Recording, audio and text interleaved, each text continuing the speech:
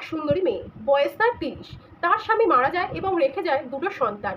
তখন সেই মেয়েটি কি করবে বুঝতে না পেরে শুরু করে লোকের ঘরে ঘরে কাজ, বাসি মাজা থেকে ঘর মোছা সমস্ত কিছু। একদিন সে একটা সবজি দোকানে গিয়ে 50 টাকা দেয়।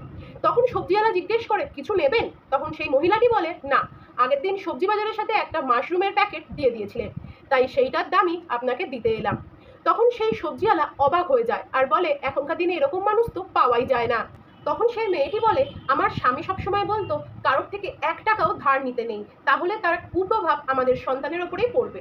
আর ঠিক তখন সবজিওয়ালা মনে করে, আমিও তো আগের দিন আমিও মাল নেওয়ার সময় 500 টাকা কম দিয়েছিলাম। তখন সে রতনের কাছে যায়, যাকে 500 টাকা কম দিয়েছিল, এবং তাকে সেই 500 টাকা দিয়ে বলে, কখনো কারোর থেকে 1 টাকাও বাকি নিতে নেই, তার খারাপ প্রভাব আমাদের সন্তানের ওপরেই পড়ে। বলে সেই 500 টাকাটি ফেরত দেয়। এবং সেই ব্যক্তি ভাবে, আমিও তো অনেক বছর আগে একজনের থেকে 5 লক্ষ টাকা ধার নিয়েছিলাম, এখন তো আমার ব্যবসা ভালোই চলছে।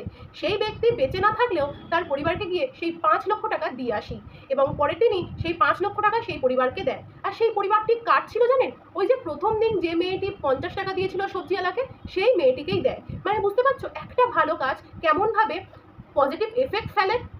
ঠিক তেমন কখনো যদি তুমি ভালো কাজ করো, সৎ থাকো, তাহলে সেই সততা সুদে আসলেই তোমার কাছে ফিরে আসবে।